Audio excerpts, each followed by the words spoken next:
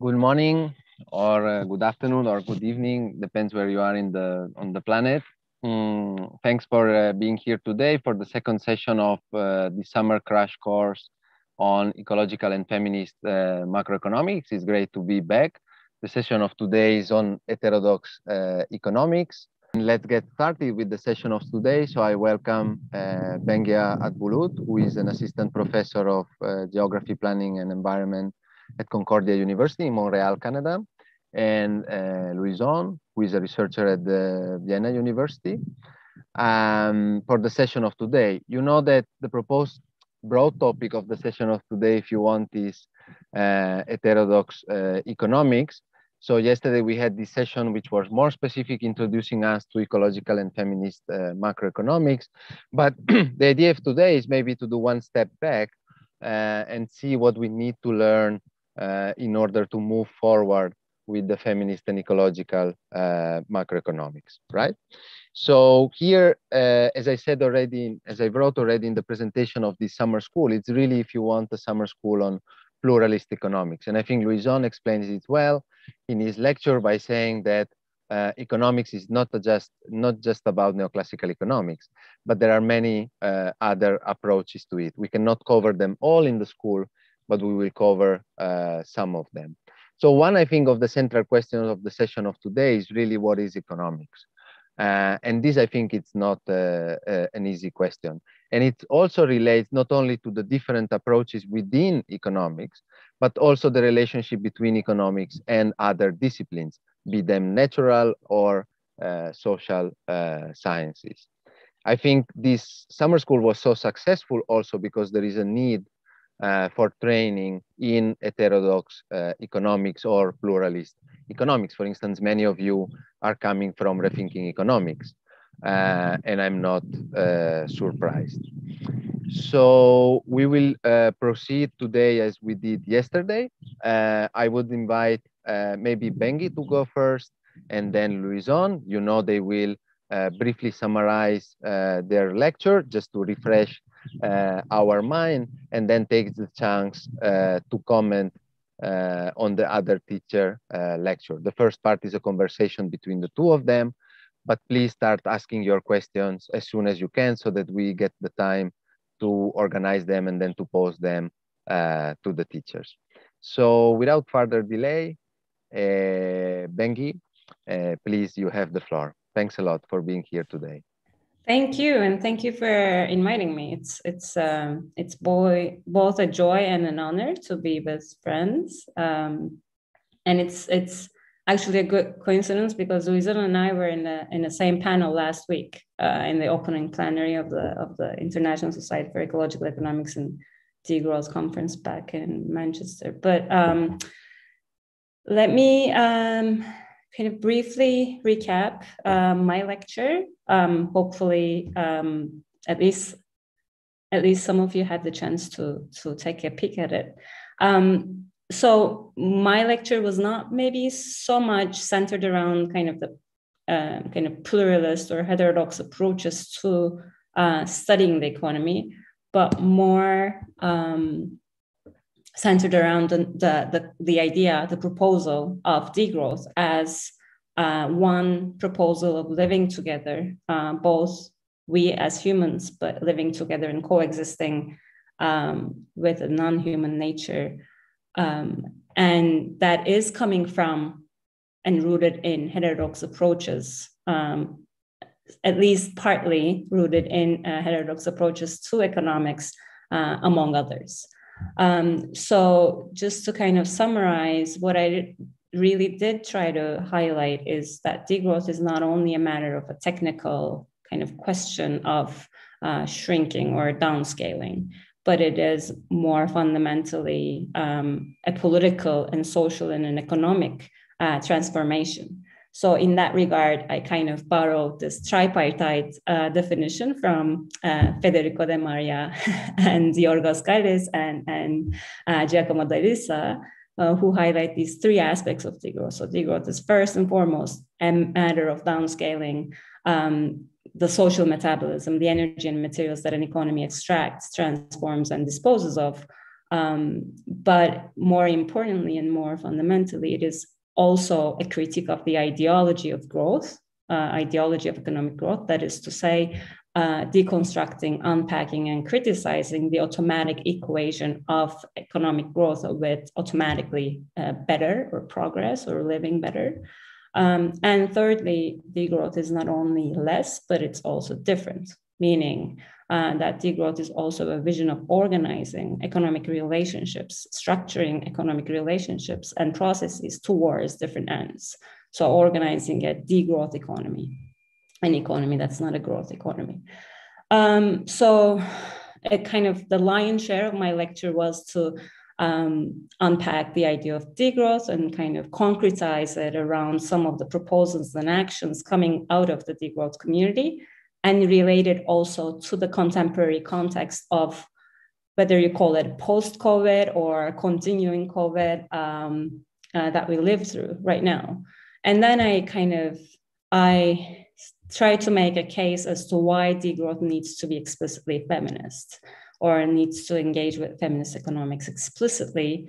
And in that, I highlighted two things especially, or let me not count it, but I highlighted especially the fact that feminist economists have conceptualized the sphere of social reproduction that is separate than and also kind of feeding, nurturing the sphere of production. And building on that, how the feminist economists have highlighted the ways in which different economic transformations are gendered. So they impact women and men differently, and kind of extracting some food for thought from that thinking. For degrowth, I basically try to lay out how a transformation like degrowth could imply heightened labor burden and intensified demands on women's paid and unpaid labor. And we can discuss that a lot more if you want, but I'm gonna stop here and leave the floor to Louison. Excellent, Bengi. Louison, you have the floor. Yes, so just to start my presentation, perhaps I can share my screen briefly. Okay, I don't have the right to share, but that's fine. I can also do. No, you should have the rights. Ah, okay. Yes, perfect. Thank you very much. So I hope you guys see my screen. Yeah. So my presentation was actually very different than the one from Bengi, but I guess that's good. So we are complementary to each other. So it's about an introduction to post-Keynesian economics. So I focused on the epistemological and theoretical core of the approach. So I hope that was not too dry to watch. I tried to give you a more or less exhaustive overview of what post-Keynesian is in theoretical terms. So I will just briefly go through the main principles so everyone can refresh their mind briefly. So as you know, that post-Keynesian economics think mainly in terms of demand. So contrary to the core of the neoclassical approach, I say the core because of course there are some refinement to it, but contrary to the core of neoclassical approach, which really thinks in terms of scarcity of supply, in post-Keynesian economics, we could think that we think in terms of scarcity of demand. It is really demand that steers the economy, and in particular that will set the level of employment in the economy. If there is not enough demand, then there will be unemployment. Then a very important feature is to consider that investment determines saving. So you don't need prior saving to invest, but rather it's investment that steers saving after it, so to say, and at the same pace. And why is it so? Because of course you need first to invest, you need first to spend money to be able to save it afterwards. If there is no money being spent first, there is no saving that can occur, at least out of money. It's a matter of logic. And so in the same logic, post-Keynesian economy thinks in terms of endogenous money. So when we say endogenous money, what we mean is endogenous money, the endogenous money supply. That is, the supply of money is determined by the demand for money that is expressed by the economy, that is by the endogenous agent, you, me, households, firms, the state, any kind of agent you can think about. And so it is commercial banks that create money. And here again, you don't need prior saving, okay? Banks create money ex nihilo, that is out of nothing. So it's really the credit that makes the deposit and not the deposit that makes the credit. So in post-Keynesian thinking, banks are not simple financial intermediaries. They're really the fundamental institution that create money. And in creating money, they enable the economic activity to take place. So it's really the creation of money by banks that starts the economic circuit, so to say. So to go a bit further on this, in the post-Keynesian framework, it also doesn't make much sense to separate the real and the monetary sphere, because there is not a dichotomy between it. There is no such a thing as an exchange economy without money. So it does not make sense in post-Keynesian economics to think about an exchange economy that would have no money, because we are in what we call in post-Keynesian economics in monetary economy of production. That is, money is really the language through which production, consumption, exchange occur. So without money, there is no such thing as exchange, production, or distribution in a market economy. Other principle that characterize post-Keynesian economics is, of course, radical uncertainty, which is that the future cannot be predicted, and every decision that we make in the present changes the future. So the future is endogenous to the present. So there is long term in post-Keynesian economics, but the long term is essentially a series of short-term periods. And at each short-term period, you have small incremental changes that in the long term can give bigger changes. Of course, this is in normal times, because then you can have crisis and so on, that in which a more radical change can occur in a more compact period, length of time. And though similarly, because the future is unpredictable, time is also irreversible. Every decision that we make can barely be unmade, or at least it's never totally possible to reverse to the previous situation. And this is also consistent with ecological economics, for instance, because we know that there are many issues with irreversibility of ecological damages, for instance. In terms of the way post-Keynesian economics thinks of rationality, we are not in the case of rational agent as in neoclassical economics, which has a very peculiar meaning, a very peculiar understanding of rationality, but rather agents are understood as being ecologically or procedurally rational, which means that we take our decision depending on the information we have at hand and depending on our habit, on convention, on rule of thumbs, and not we do not take our decision through weighting all the information available and making calculus about it and so on.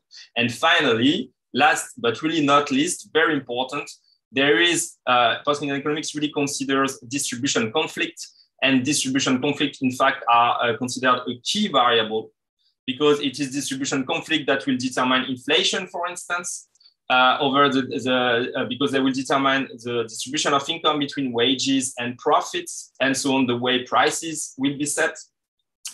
Distribution conflict also are present in the setting of the interest rate, for instance. There is no such thing as a natural interest rate in post-Keynesian economics. The interest rate is set by the central bank, essentially, and it is considered a distributional variable. So the way you set the interest rate is not socially neutral, okay?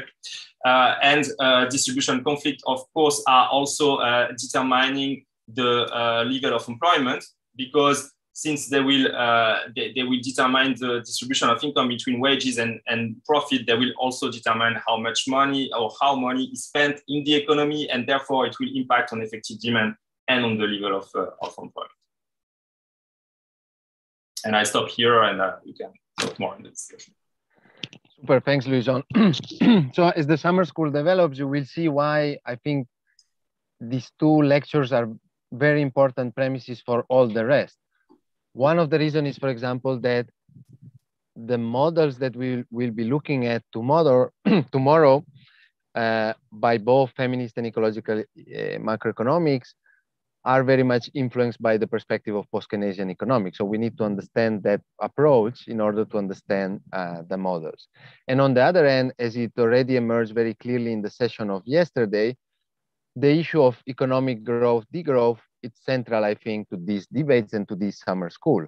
The reason being that from the perspective of ecological macroeconomics, economic growth is not compatible with ecological sustainability, but this is not, I think this is a great challenge for feminist macroeconomics, who generally speaking tends to assume that we need more growth and that, for example, promoting gender equality can promote more economic growth and all the issues that IPEC already addressed. Then obviously, these are two premises that are not separated, but they have a very close relationship to each other. No? And one of the issues that already Louison mentioned in his lecture is that the issue of money and interest rates, what is the link of these to economic growth, for instance? Or the other link could be, how do we pay for the policy proposals that come from degrowth?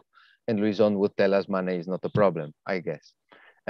So now maybe we can proceed with your comments on each other's talk so that we can start the conversation. Bengi, go first, and then Louison. Thanks. Hi, yes, I really appreciate this kind of putting into context, Federico, of how these lectures actually can speak to each other or will speak to each other throughout. The first my first comment to Louison's lecture is, I think it makes actually a really good job of how the post-Keynesian core of post-Keynesian approach has so much parallels that can be expanded upon with ecological economics, especially around the notion of time, especially around the notion of uncertainty, and also around kind of the more micro, not the kind of methodologically individualist, but like the kind of micro foundations or the macroeconomic approach of post-Keynesian economics around the notion of needs. And that's what I find really important in that cross between the two approaches. But I also think there is not enough, and I would like to know what Louison thinks about this, especially kind of the firm theory, pricing and firm theory, that kind of micro foundations of the post-Keynesian approach. What does it imply in terms of growth, or what does it imply in terms of degrowth? And I'm asking it because I know he knows degrowth, and I know he engages with degrowth movements and takes it seriously. So, for instance, Eric Pinault, who's a sociologist but also an economist, who's a colleague of mine in Montreal, he kind of takes that kind of maximizing sales rather than maximizing profits as a behavioral kind of foundation of firm behavior and pricing behavior. To then, and also because you say at the beginning of your lecture that you draw on eco-Marxism and regulation theory as well, to then say, or to then demonstrate that advanced capitalism has kind of overconsumption structurally built into overproduction, because in order to minimize uncertainty, firms want to grow, so they want to dominate. And if you are producing a lot, in order to dominate the market, you have to also make sure someone buys it. So in that perspective, consumption becomes more of a structural issue than a moral issue, than an ethical issue that you can say, hey, we need to consume less because it is kind of structurally built into advanced capitalism. So I wanted to hear your thoughts about this. Secondly,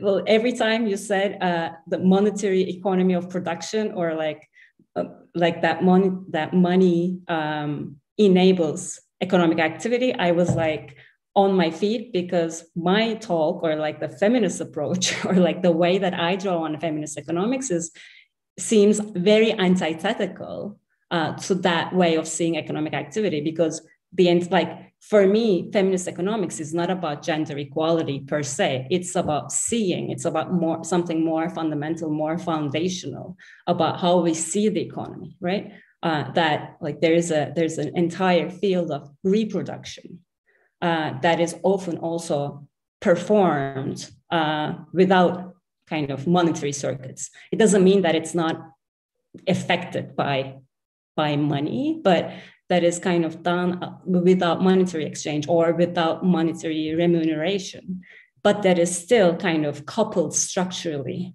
to the production or to the monetary economy. So I would like you to kind of, and also because towards the end of your lecture, you talk about intersectional post-Keynesian economics, which is kind of all focusing on gender within the productive sphere or within kind of monetized economy, whereas a lot of feminist economics tradition is focused on kind of seeing the economy of comprising differently from both a non-monetized and a monetized sphere. So I was kind of, I mean, you don't have to answer this, but like, this is a provocative question.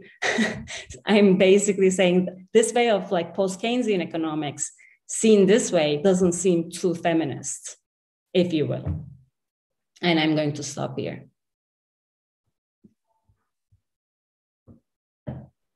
Okay, that really helps. Bengi already covers some questions that were coming from the chat, and it relates also to lots of debate we had yesterday on how to recognize and how to value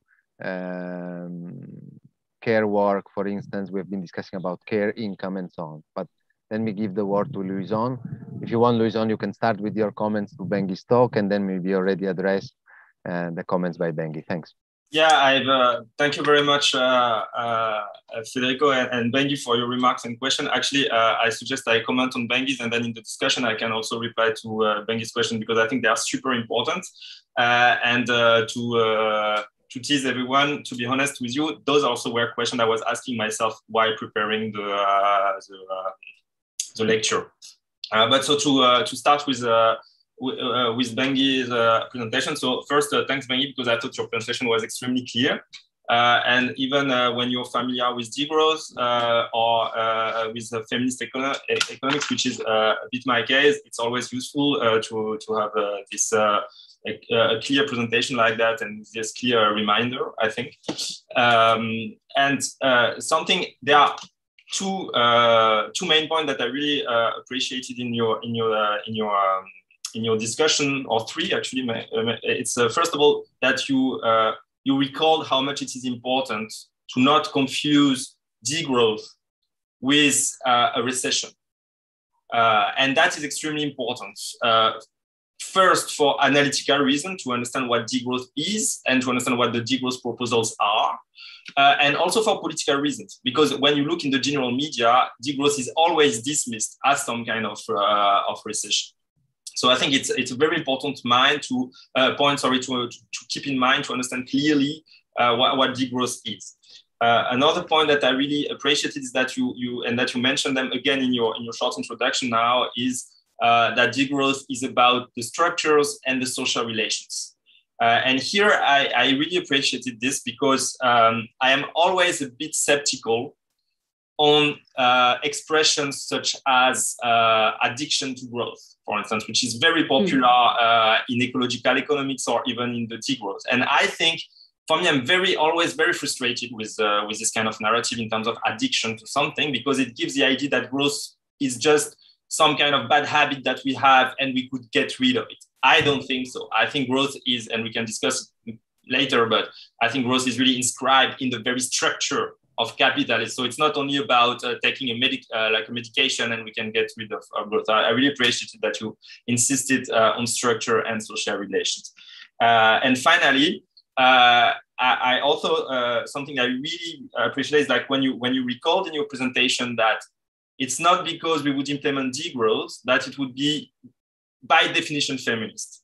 And you mentioned, for instance, at some point in your presentation that there is a risk of re-feminization of all the care work and so on, even in a degrowth transformation of society. And I think that is really a key point that is something a bit forgotten, because we think of degrowth as something inherently progressive and emancipatory. But I think degrowth could also be very reactionary depending on how it is implemented and who implements it and so on. So then I also had some question that came to my mind. You started at the very beginning, you recalled some early thinkers, André Gorz, Latouche, and so on. And in particular, I've read Latouche. He was actually the first author through which I came to degrowth. And I really like, in particular, his critique of development and so on. That was really important in my own intellectual structuration when I was a master's student.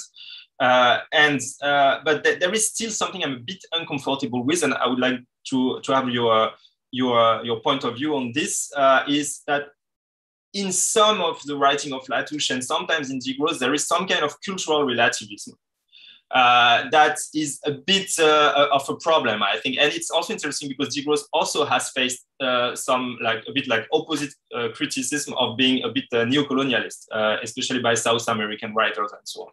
So I would be very interested to know what you think about this danger of cultural relativism, and not to fall into this, but also without falling in the reverse, being a bit a neo-colonialist. Then I would like to ask you, in the set of policies about degrowth that you mentioned, how are they specifically degrowth? You know, what distinguishes degrowth? Because some of them could very well be found in some Green New Deal proposals, for instance, that are very good, but do not necessarily aim at overcoming growth or overcoming capitalism. And sometimes they are even proposed in the name of growth. Finally, I had a third question I wanted to ask you. I asked, do you, on a more theoretical level, do you make links to Marxist or eco-Marxist literature? For instance, when I was listening to what you say about the difference between the reproduction sphere and the production sphere, and how, if I understood correctly what you meant, the reproduction sphere is essentially appropriated and subjected to the production sphere, but is not recognized either socially or financially. That reminded me, for instance, of works by authors like Jason Moore, for instance. So I wanted to know if you established some theoretical links. Yes, and I may have other questions and remarks, but I guess we can keep them for the discussion. I don't want to talk too much now. Great, Bengi. I'm gonna start in, I don't know, I'm gonna just jump into it. So first of all, I have to admit, Serge Latouche is not my favorite degrowth thinker at all. Because, and I mean, at least Federico knows kind of my journey towards degrowth, where I was a lot more skeptical because I was an anti-capitalist heterodox economist, more than kind of an ecological economist who was critical of growth. And those paths converged at the end. But let me I personally take a lot more of theoretical and political motivation from kind of post-development literature that is a lot less kind of global north, and feminist economics and feminist politics, as well as kind of Marxist degrowthers like André Gorz, rather than Serge Latouche. But I still think, especially his criticism of economism, which is kind of, we see how that has been reworked or rediscovered, reworked, a lot more kind of from, let's say, governmentality and into neoliberalism, how neoliberalism is a project of economism, how the economy is kind of colonizing all spheres of life, like politics and social relationships, especially in the neoliberal era. I think you see the roots of that term, and especially in relation to economic growth in Serge Latouche and kind of liberation from economism, both in the right and the left. I don't think there's a lot that we see in other degrowth thinkers or other critical thinkers in the succinct way that he does it. But I think you're right in terms of the kind of cultural relativism, but also kind of the way that Latouche also reduces the question of capitalism only to consumption. So he is kind of also kind of fixated on the outcome of capitalist processes rather than kind of the undemocratic and completely unjust nature of capitalist relations before coming to consumption, and how a degrowth project should also be focused on what gets to be produced before kind of what gets to be consumed. And it kind of ties into our, like my comment on the post-Keynesian economics as well. Like it actually, this perspective on capitalism, having an analytical perspective of like how decisions are made in advanced capitalism, frees us to say consumption only as kind of a question of moralism or like an ethical question we can just like choose not to, but how structurally joined it is to production, which kind of also mirrors your comment, like addiction to growth is like it kind of makes the question very vague, and like addiction to consumption also makes it very vague because it is a structural condition of the economic system we live in. But I think, so coming back to Latouche and cultural relativism of the concept, and it's kind of, it's very kind of also making consumption a matter of moral choice. I think it has been changing, and I don't really talk about it all that much in my lecture, but we can talk a lot more about it, especially in terms of like, what does degrowth imply for global South, or does it have to imply anything for the global South? I will kind of highlight a few things. First of all, I think with the taking up, especially of the notion by social movements who not only kind of question growth, but also capitalism and austerity politics, especially in Southern Europe, I think the degrowth became a lot more radical, a lot more anti-capitalist, and has been a lot more cognizant of this danger of like positing degrowth as the idea that everyone has to abide by.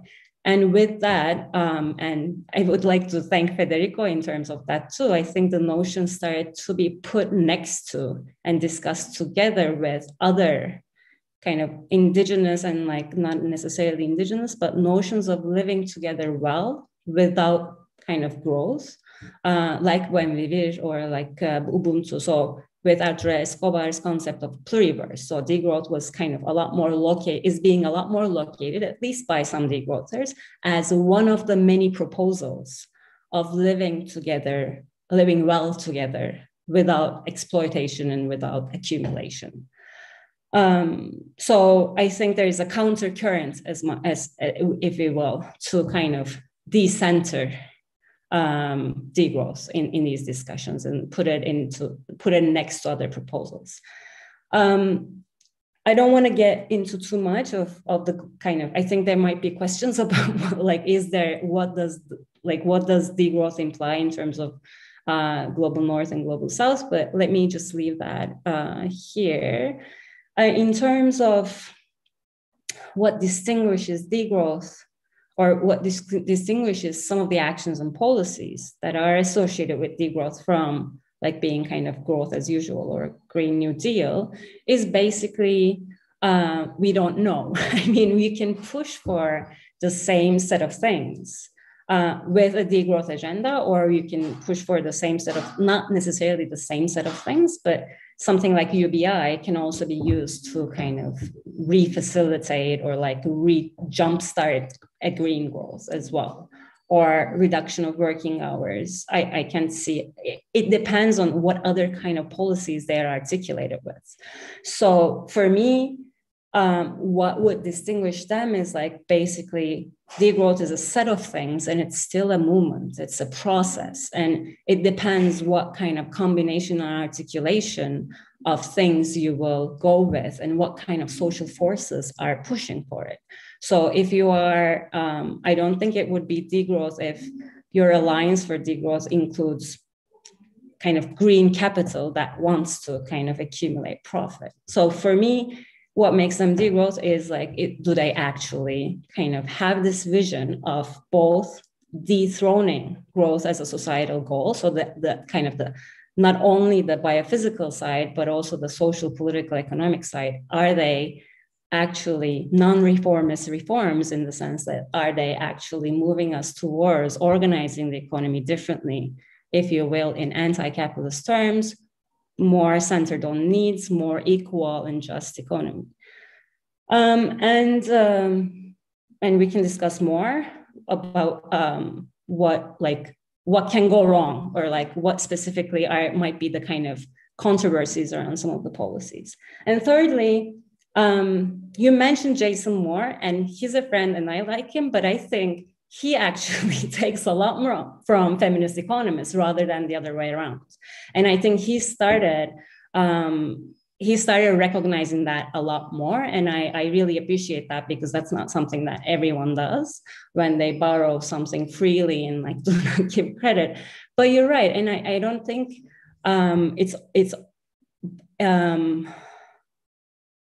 it's not only Jason Moore, but even like earlier eco-Marxists have been talking about, as you also kind of have in one of your slides about where you come from, the social and ecological reproduction.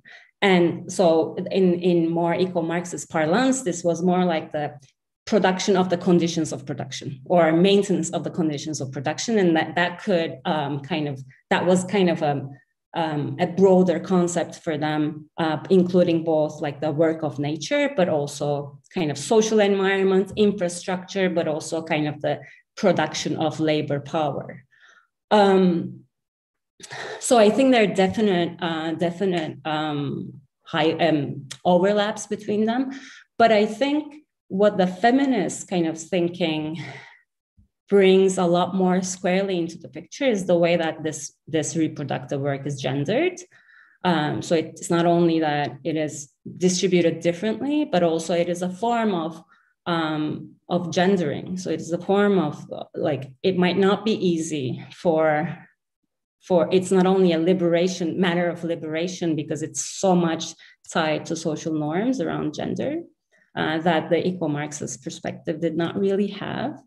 And I think feminist economics and I think Jason Moore kind of moves into that a little bit, but like eco-Marxist ideas, utopian or not, ideas about an anti-capitalist economy or a socialism, an eco-socialism, again, kind of does not bring in the question of gender as explicitly inside, but also like, I think feminist economists like Maria Mies or others have been developing these ideas of a subsistence economy, for instance, or ecofeminists or ecofeminist Marxist political economists have been talking about provisioning and needs. So I think I might be impartial because I was first a feminist.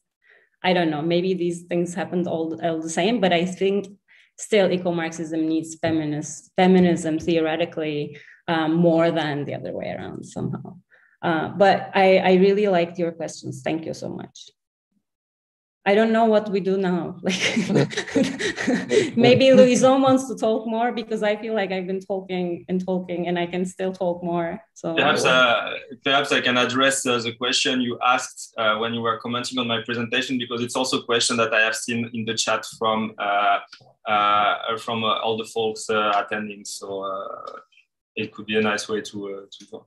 But thanks a lot, Bengi, for your replies, and I have other questions on this, but I'll come back to them later. So in your comments on my presentation, if I remember well from what I've written while listening to you, there were two main questions.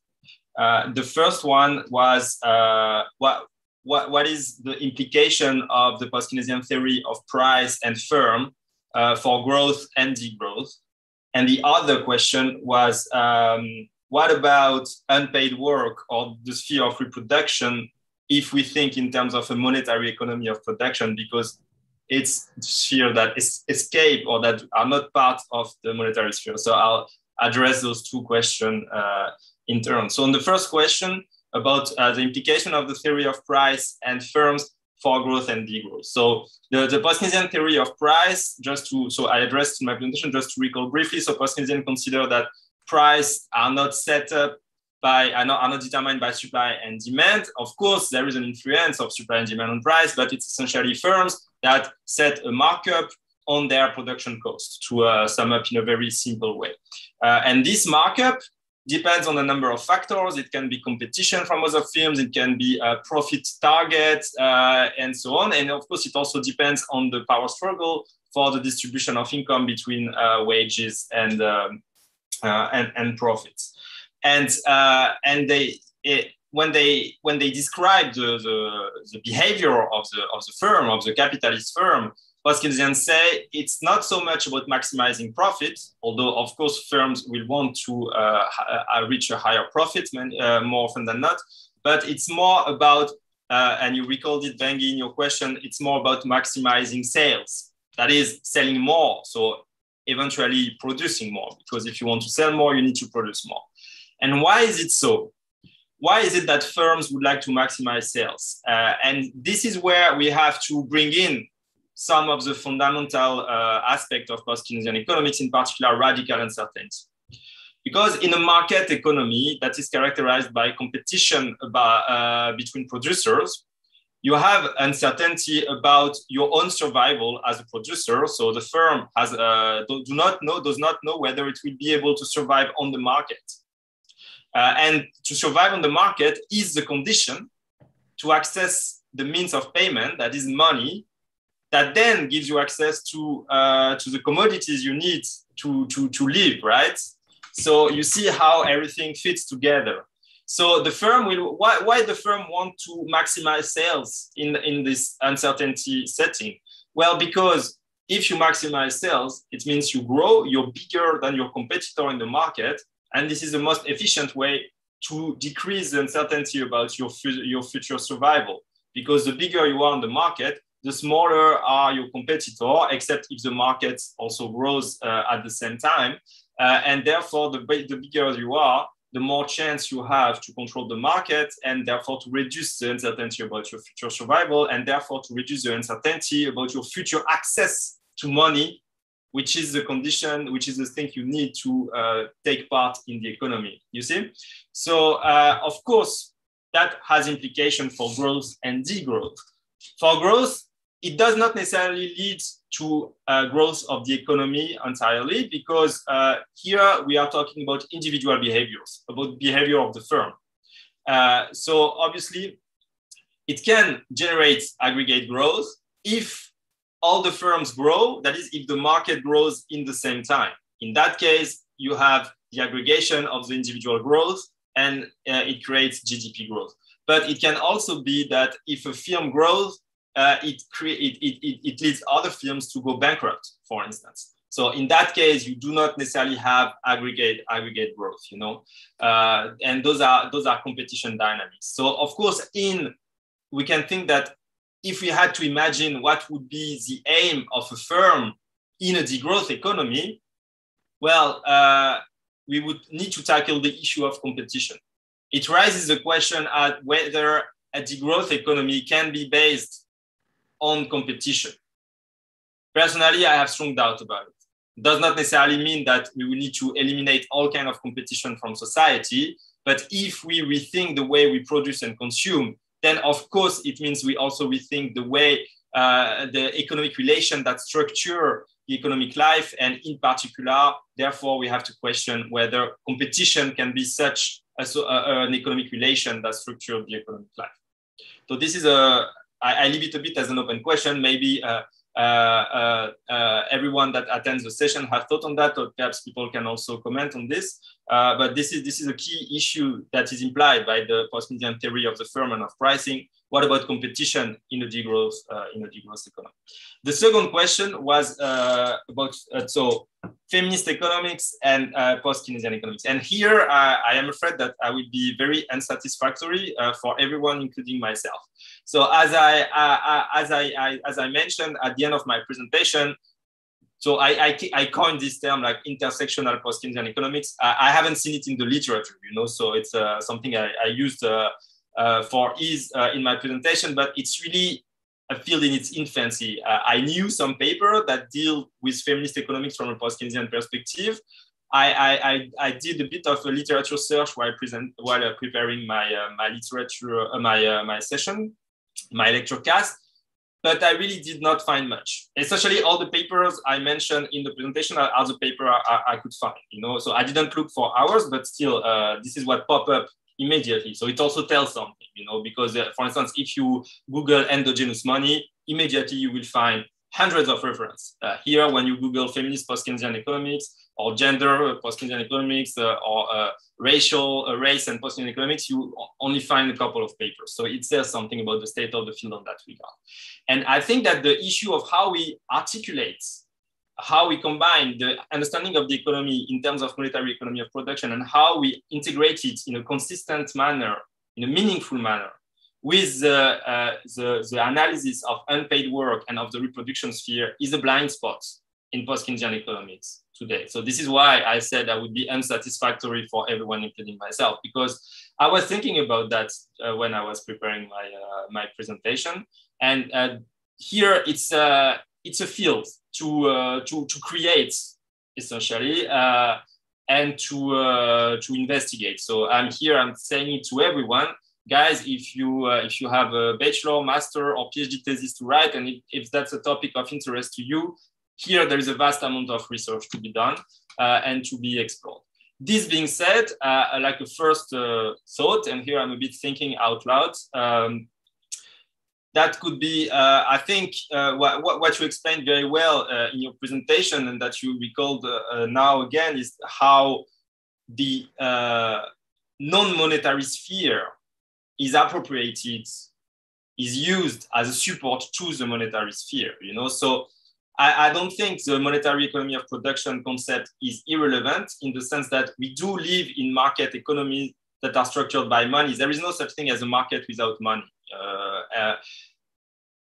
But so this economic activity that goes through money and thanks to money needs a non-monetary activity. And so the key question, of course, is how both combine again. And here, and I will finish on that again, just to be sure that I'm super unsatisfactory for everyone.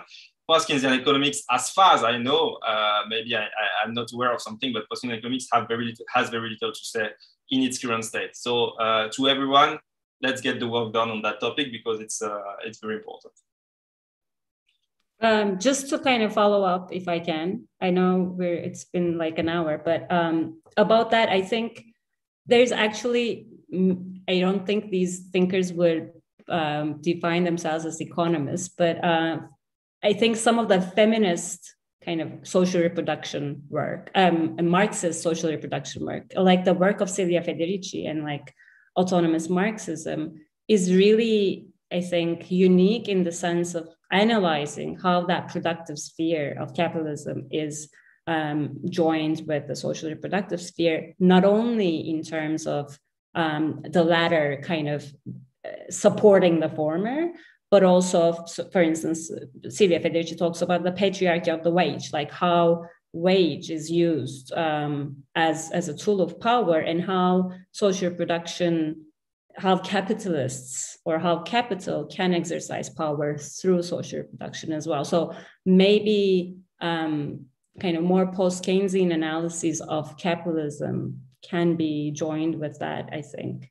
And the notion of competition that you brought up in the first kind of set of comments, I really, really appreciate it. I hadn't thought about it, frankly. And I think there, like what can replace competition as you said, as structuring economic relations or economic decisions. What are we going to put instead of it is a really good question that we should all be thinking about. And I think some of the participatory democratic economic or participatory democratic planning models. So instead of market competition guiding investment decisions, especially, how can we kind of socially and ecologically embed these questions and decisions is again kind of an exciting and productive field of research, I feel like, and politics. I'm going to stop. Excellent. Louison, yeah, you can.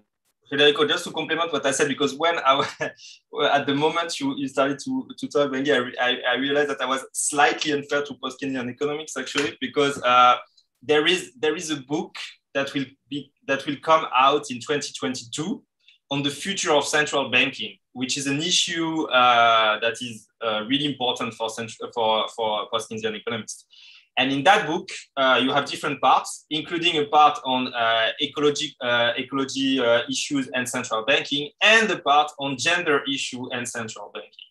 And this is quite unusual in the study of central banking, but you start to have a few papers on the issue from post-Keynesian or regulation theory perspective. So this book will be called The Future of Central Banking. It will be published by Routledge, I think. Out in 2022, there will be 2 or 3 chapters on the issue of gender and central banking from post-Keynesian and regulation theory perspective. Great, thanks a lot. I think these references you are giving are important, and in fact, I congratulate you for your lectures, and I'm afraid you have worked many hours on them because they were really well structured and there were many references to it. So I think it was not the result of recycling, as I personally very often do. So now, obviously, we had this first part, which is a conversation. Some participants yesterday asked for having a break, for example, right now. We have been discussing it with the other teaching assistants, also with the speakers. We've decided not to do a break to kind of keep the flow, but as a participant, you can take a break, obviously, anytime you want, no? So now we have a difficult job. I mean, there are more than 50 questions and a lot of comments. So we will try to digest this and pose this to you. So there is a general question, and I think I'm posing it to you, but just that you keep in mind generally in the second part of the discussion, which is there is one participant that says you have, and I'm reading, I'm quoting, so to say, you have both highlighted overlap of your field of research with feminist and ecological economics. Could you say where you would locate potential points of disagreements or even conflicts with your own fields of research and the fields of feminist and ecological economics? Obviously, end of the quote, so to say. There are many issues we could discuss now. One that I think is interesting and emerged also yesterday is the issue of the theory of value. Sorry, my dog is barking right now. He dislikes theoretical issues. So when I say theory of value, he immediately gets very nervous. So one would be the issue of the theory of value. Of course, we could discuss about capitalism. I mean, there are many issues. I certainly want to discuss about the global south because half of the participants are from there. However, to proceed in a more organized way, what I will do to follow, I will first, there are like a set of questions to Louison and then a set of questions to Bengi, which I think are important to clarify your perspective. So I want to give a little bit of space to this. You don't have to go really in the details, but I think it's important to raise and give you the chance to clarify your position. So first Louison and then Bengi, and then we will come back, so to say, together in the conversation also between the two of you, and we will be addressing a few issues, like, for example, what implications for the global south, right? So, Louison, I'll read you 4 different questions. I think you don't need to address them specifically, each of them, but just keep the general idea. So first is, and I think most important for this summer school is, why is post-Keynesian economics well suited for ecological macroeconomics? Can you clarify that point? And in particular and related, how does post-Keynesian economics address scarcity in relation to environmental problem? What is its view on consumption, on the increase of consumption? Yes. So there is a question which is related, of course, how does post-Keynesian economists understand consumption? Is increasing household consumption still a desirable socio-economic goal in post-Keynesian economic thought? Or has post-growth ideas affected this notion? I think, yeah, this is more or less the main idea. So maybe if you want to address this, and then we go with Bengi. Thanks. Yes, thank you very much, Federico. Actually, if you don't mind, I would even very briefly tackle the first question you mentioned as well. What are the point of disagreements? So, for instance, between post-Keynesian economics and ecological economics, and then I will come to the question on why is post-Keynesian economics well suited for ecological macroeconomics. So I think a key point of disagreement that would still remain today between post-Keynesian economics and ecological economics is, of course, the issue of growth. Because the historical research program of post-Keynesian economics was essentially articulated on how to achieve high growth rates to foster a fair distribution of income, so to reach full employment and a good life for all. So I think philosophically, the aims are rather the same as the one of ecological economics. It is to have a good life for all. But the means are, like the starting point at least of the means are totally different. But those are, this can be immediately nuanced, and that will link me to the question of why is post-Keynesian economics well suited for ecological economics or for ecological macro, because it's also a bit of a cultural issue. I remember when I was a master's student, or a starting PhD student in 2012, I was at this big Heterodox Macroeconomics conference in Berlin that happens every year in Berlin in October, the FMM conference. I advise everyone to check it also because this year it's on ecological macro. And I remember there was like few sessions on the issue. And really in the room, you could see two sides, the old people and the young people.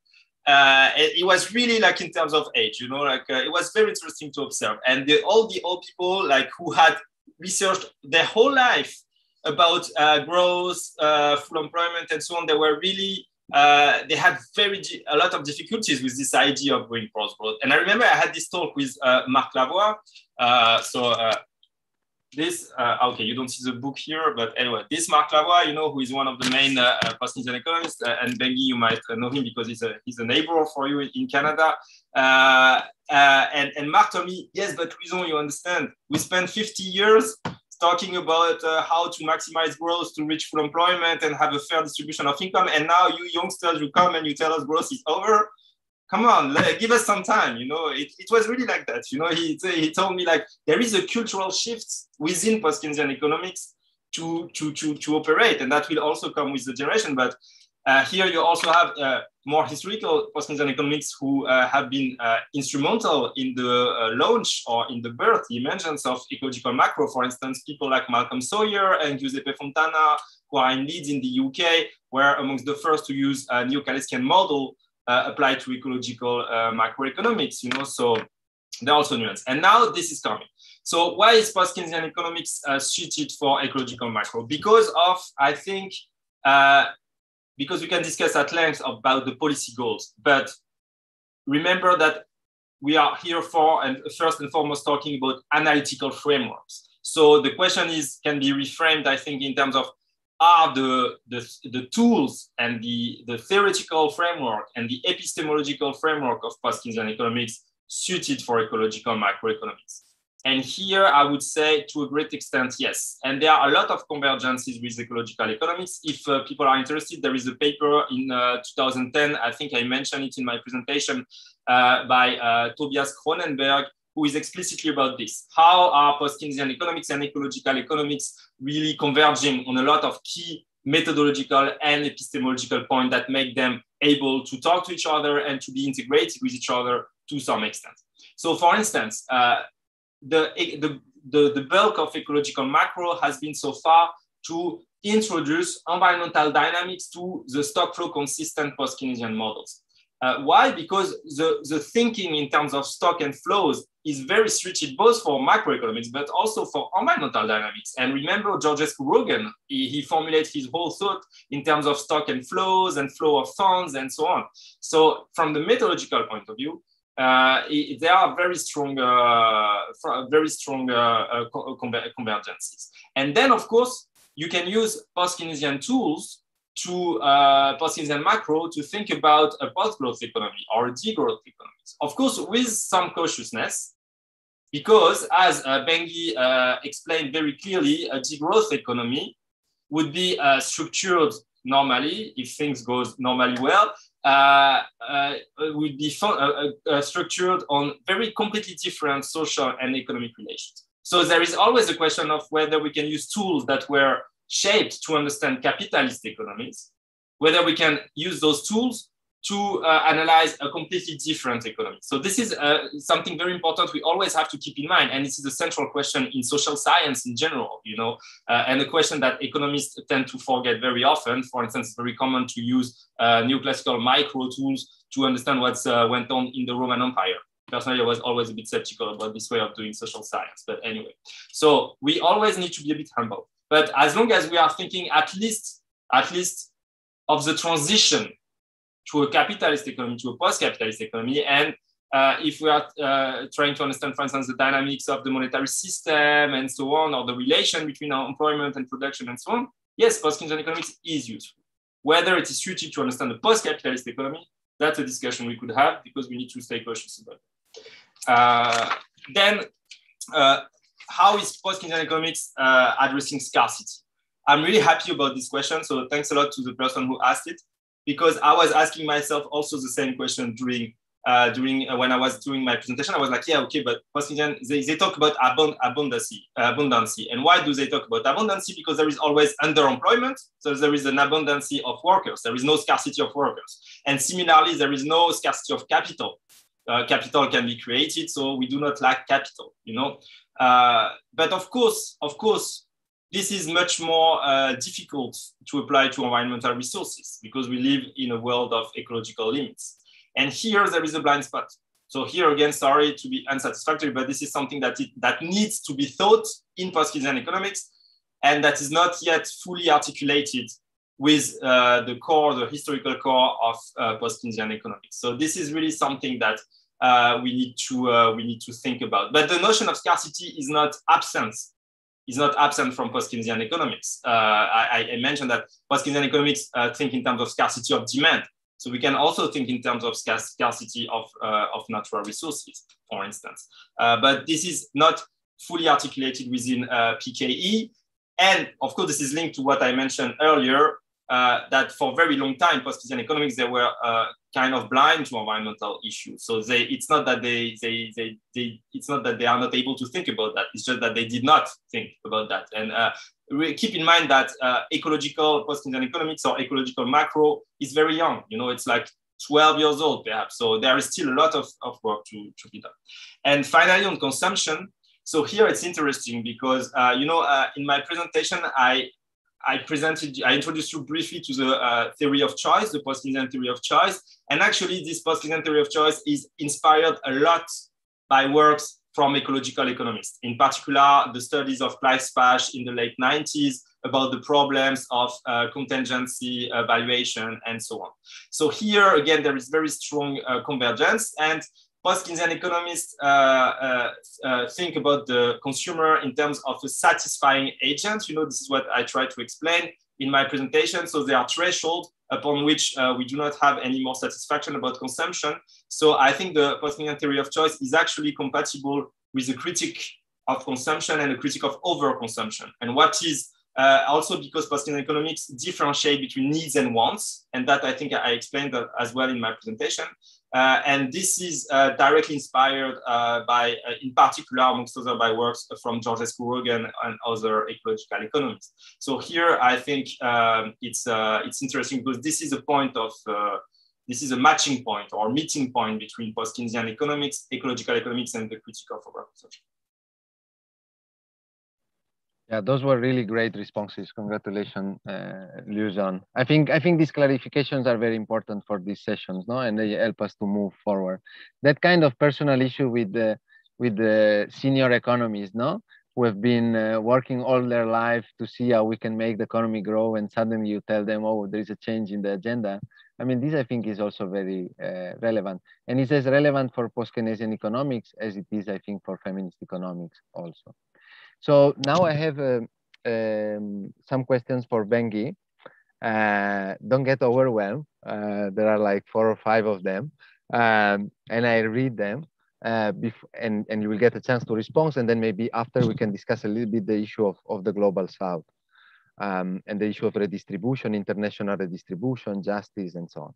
So for Bengi, and now I'm quoting for a participant who says, you mentioned in your lecture that more human labor is required in a degrowth economy, and you pointed out the danger that this human labor will be mostly taken up by women if not managed carefully. Do you also see the danger of higher social inequality in terms of social classes? For instance, lower class workers doing physical work versus higher class knowledge workers? If so, how can we prevent this?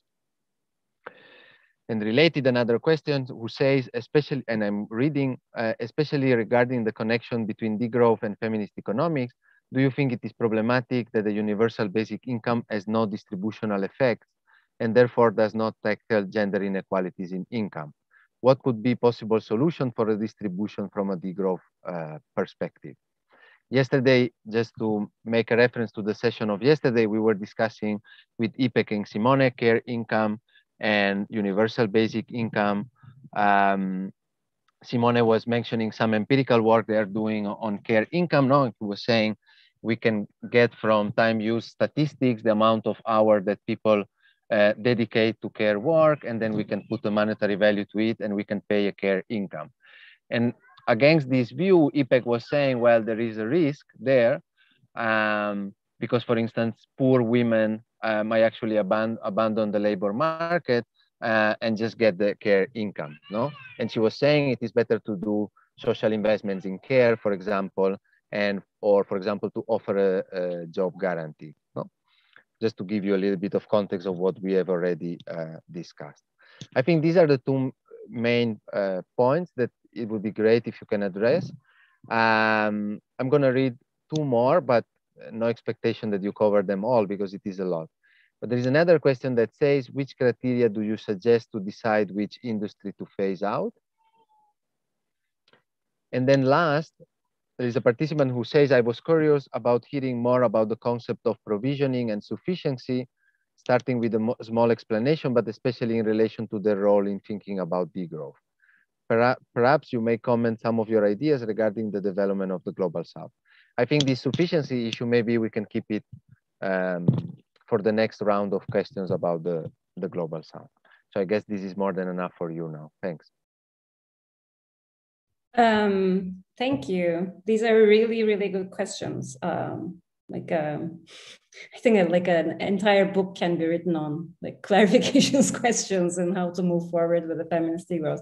So first of all, more human labor, the first question. So if degrowth and if limiting of materials and energy that we extract from the biophysical nature is going to be limited. That is, I mean, but like there's no real kind of blueprint for this as well. But like it is likely that we will as a society have to rely on more human labor than exosomatic energy to do things.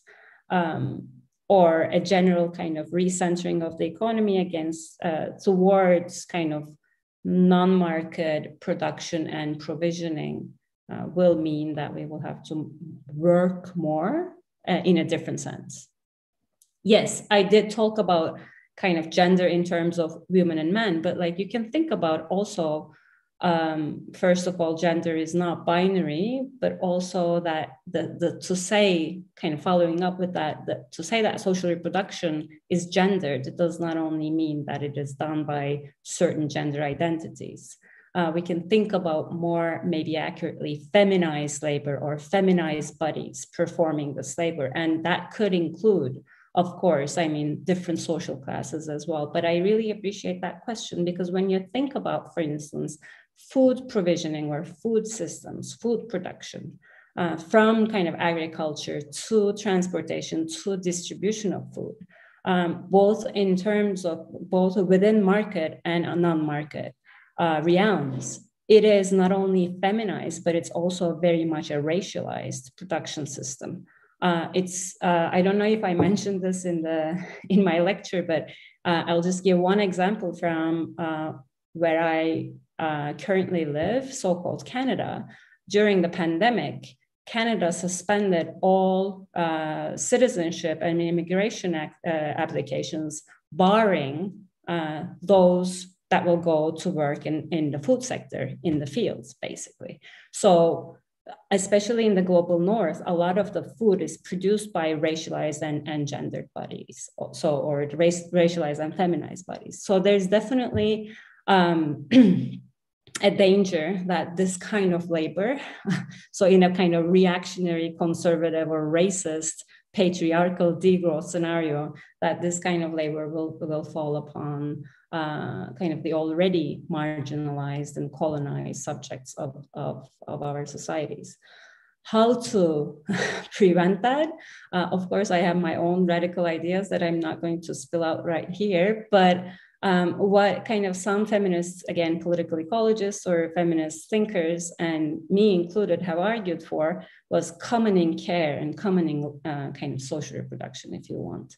And what that would mean is to kind of not only making these immense spheres of value production and reproduction kind of accessible to all, but also, more importantly, making their production, so producing of care, so that kind of the labor of social reproduction becomes collective and kind of equally distributed, so that it doesn't fall on to some people or some human and non-human subjects.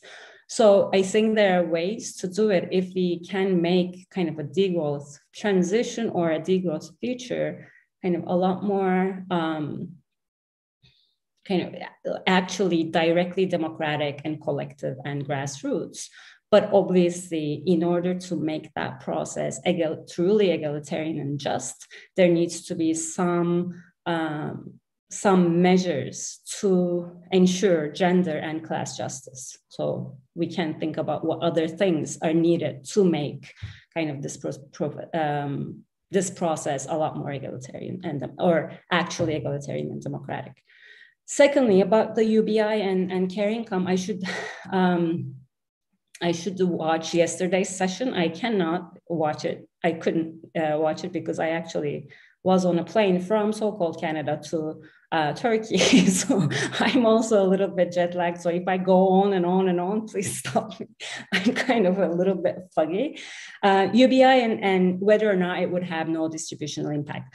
I think that remains to be seen. And there's actually interesting work coming out from like kind of both simulations and like trials, different kind of experimentations with UBI, kind of empirical economic work, looking at what it leads. So it kind of more kind of straightforward measures of well-being, but in terms of time use, in terms of market work, in terms of so kind of some economic indicators of well-being.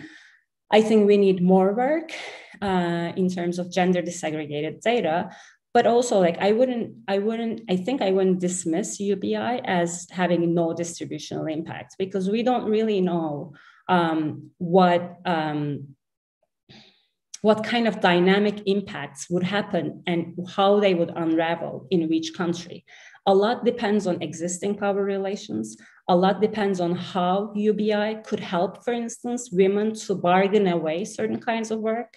Maybe not, and a lot, again, like because Federico mentioned what IPEC has brought up, a lot also depends on whether or not we see market employment as necessarily emancipatory for women.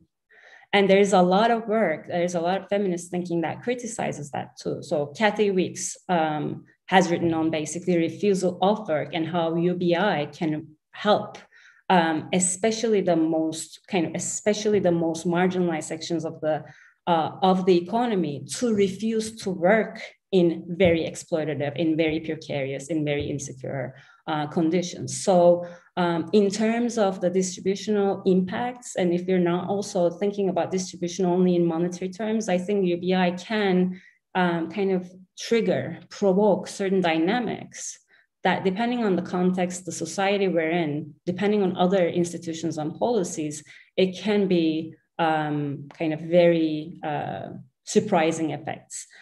But you're right. I mean, UBI, if you're giving like the equal amount of money to everyone, it doesn't kind of impact distribution head on. I think there are other forms of addressing distribution, not only gender distribution, but distribution policies that is associated with degrowth, such as having salary ceilings, such as having a lot more and truly progressive taxation system. And you can think about other forms of kind of supporting the unpaid work or unpaid care work that, not only care work, but unpaid social reproduction that women or kind of gendered bodies do. But that's my idea about UBI. I mean, we shouldn't be quick to assume that it will only have impacts in the short term. It can trigger other changes, but also we shouldn't be quick to assume that women's liberation or emancipation is necessarily in their ability to do market work. Some women might just we should kind of leave this kind of work-centered view of like progressive politics. And there's a tradition of feminism that criticizes that. But also, we should ask women probably if they want a care income or a UBI. I think the subjects of these politics is kind of absent from a lot of these debates.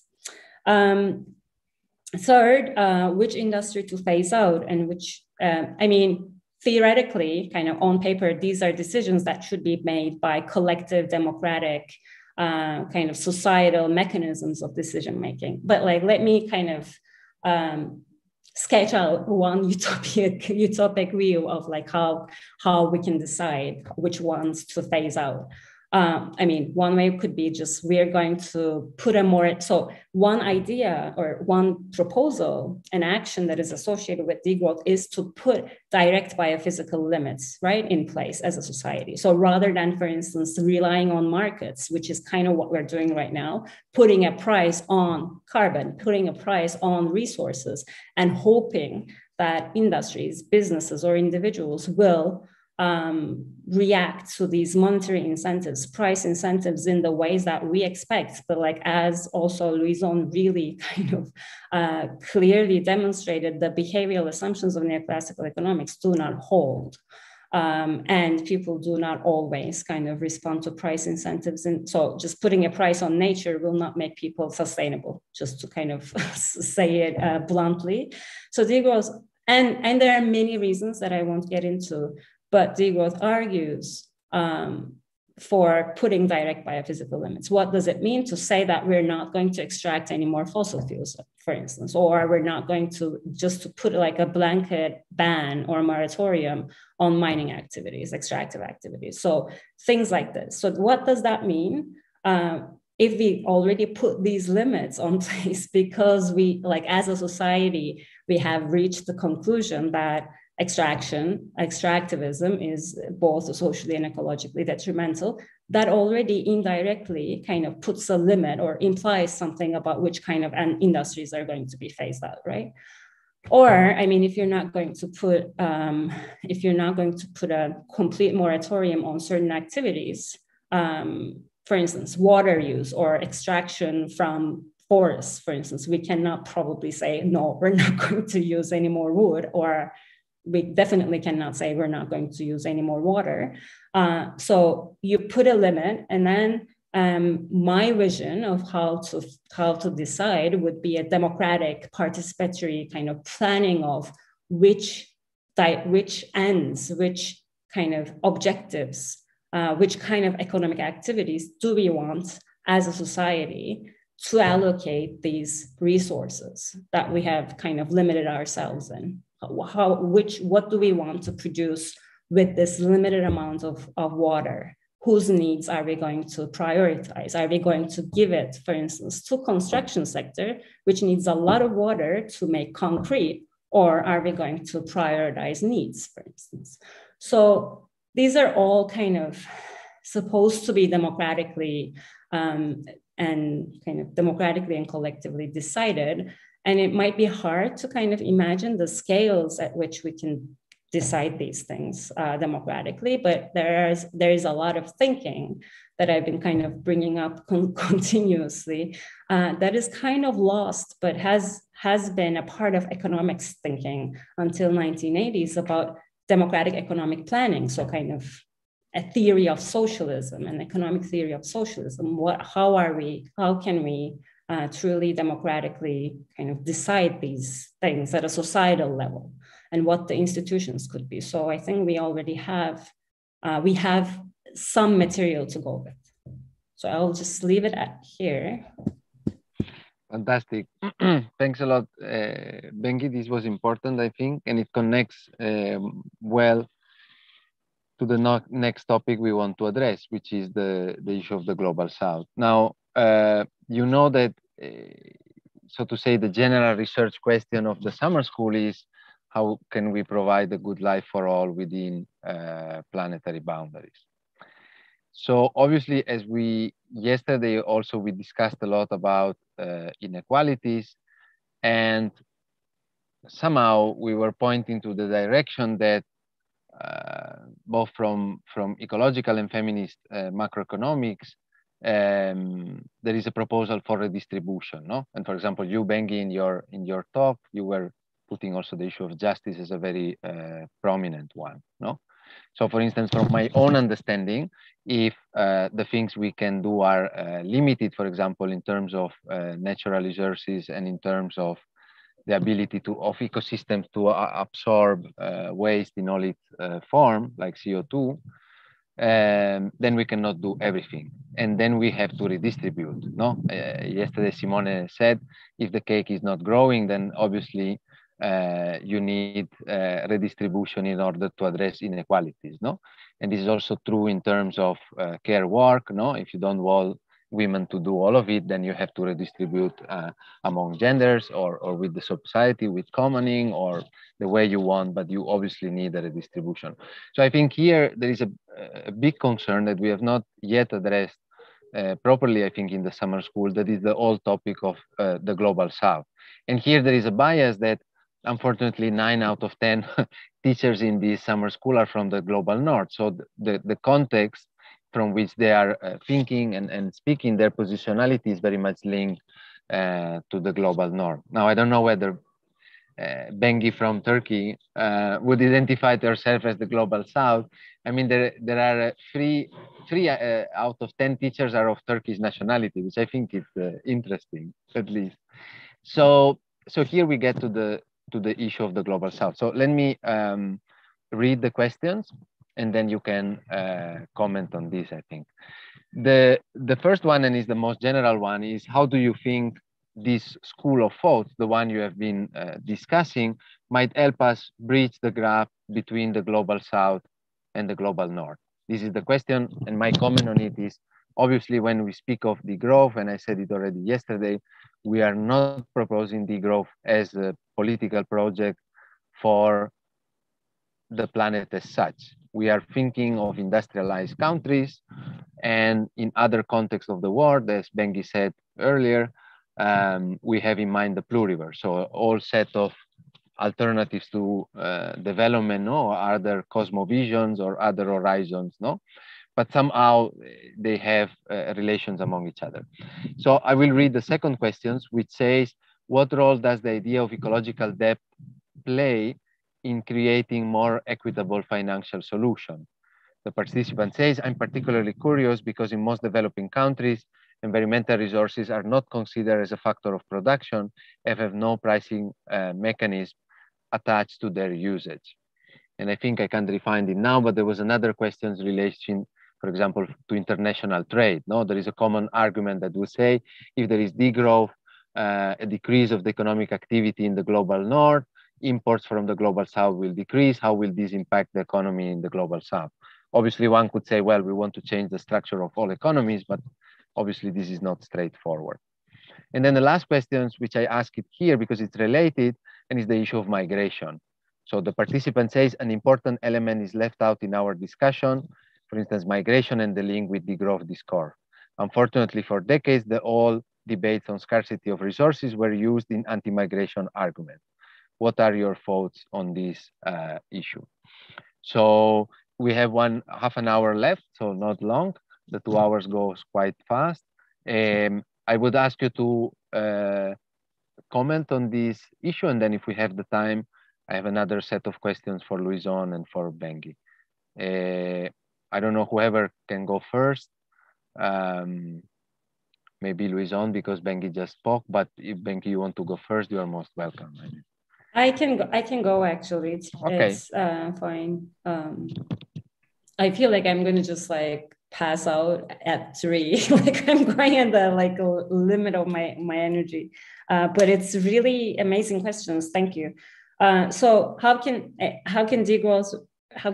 degrowth in my situation bridge the gap between North and South? And I will just I won't say too much over what I kind of try to outline in my presentation in the lecture, is that basically continued growth is creating the injustice, still kind of driving the injustice and perpetuating the injustice or inequality between North and South. And this is primarily because first of all, that growth in the North is still and has historically depended on the plunder of resources and labor in the South, and the kind of ecological and social costs of growth at a global level is not equally shared between the North and the South. So just kind of as a very straightforward, blunt example, the waste is dumped into the South. So in order to not create more injustice, we need to stop growing, or the North needs to stop growing.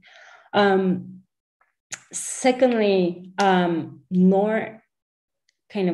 growth of the North, as I said, has historically depended on colonizing the South and the plunder and theft of resources and labor, but also it also depended on the intentional destruction of alternative, non-growth oriented, non-accumulation oriented modes and systems of provisioning.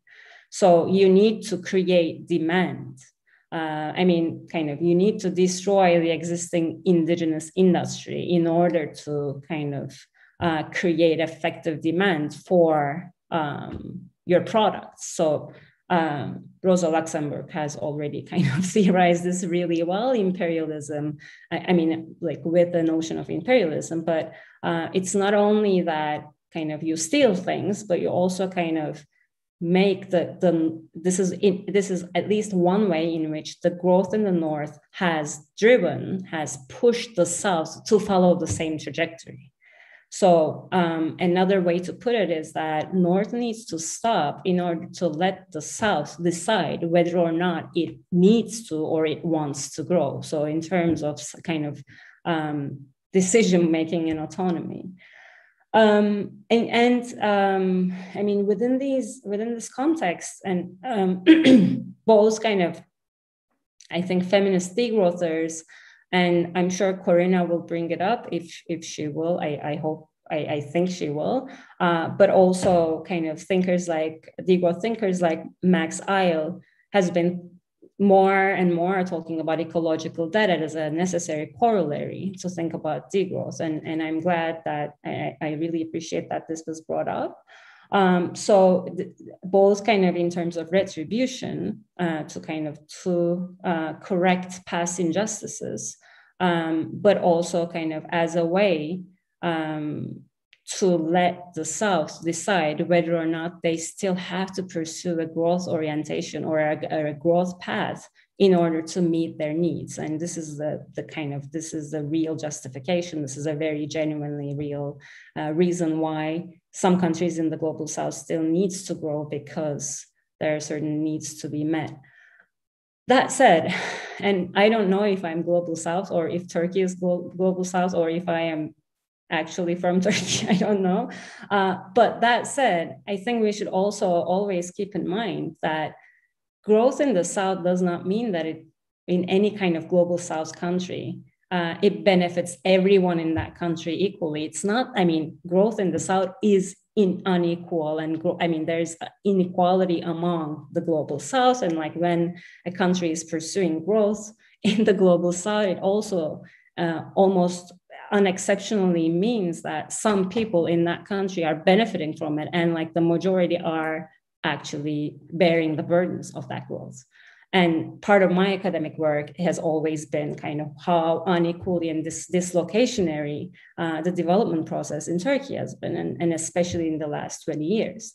So I think we should also, and I understand it might be hard for white people from the global north to say that, oh, but like growth in the south is unequal as well. But I think we shouldn't be naive to assume that everything is kind of nice and dandy in the south when we let it grow. I mean, growth is very it's very fragmentary and displacing a lot of the kind of social and ecological existing processes, even if it happens in the south or the north. So, but just to kind of wrap up, I think the south has always and still has its own visions of a post-growth society that should be put next to a degrowth thinking. I think I addressed everything. Okay, I'm going to leave it to Louison. That's great. Thanks a lot, Bengi. Louison.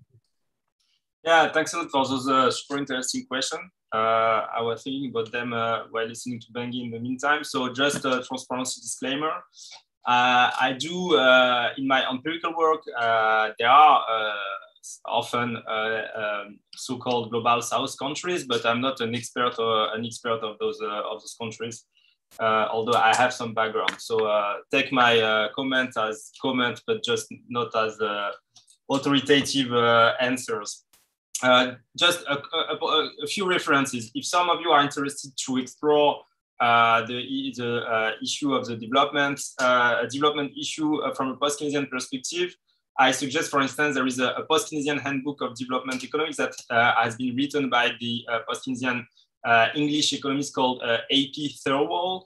Also, there is a so-called Thirlwall law about how the balance of payment constrained growth, especially in developing countries. So that can be interesting. And also, of course, the whole South American structuralist literature that has, there is a debate to know whether they are really part of post-Keynesian economics or not, but essentially it's very close. So and what I find interesting, and that leads me to my second point, is that this structuralist literature is from South American economists, from South American thinkers. So it is endogenous to the countries where it is supposed to apply. And we could even say indigenous, because I think that's something we need to constantly remind ourselves, is that economics cannot and should not be uniform.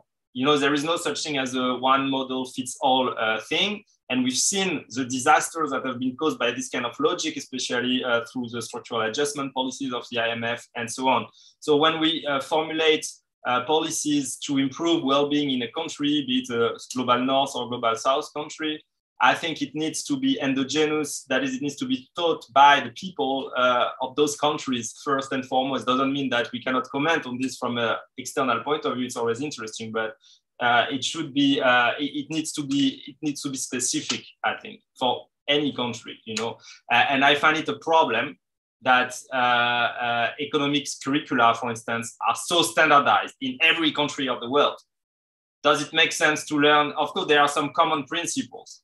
But there are also so many differences. Does it make sense to have micro 1, micro 2, macro 1, macro 2 everywhere? You know, I think that's an impediment to how we can think about this question. And this applies to degrowth as well. I think, of course, it's a bit, it's completely different to think about degrowth, whether we think about degrowing Austria, France, or Canada, or about degrowing Brazil, or Congo, or Rwanda. You know, it's totally different, I think. And personally, I don't think I have the tools or always to think in adequate terms in all those different situations. This being said, there is a recent interesting reference that could be looked at by 3 economists, one US, 2 South American, that was published in 2020 in Ecological Economics, called Ecological Macroeconomics in the Open Economy, Sustainability, Unequal Exchange, and Policy Coordination in a Center-Periphery Model. And they explicitly address, in a theoretical way, in a post-Keynesian inspired way, this issue of, okay, what happened if the North stops to grow, what happened in the South, and what does it mean? And I think there are two ways we can look at this question.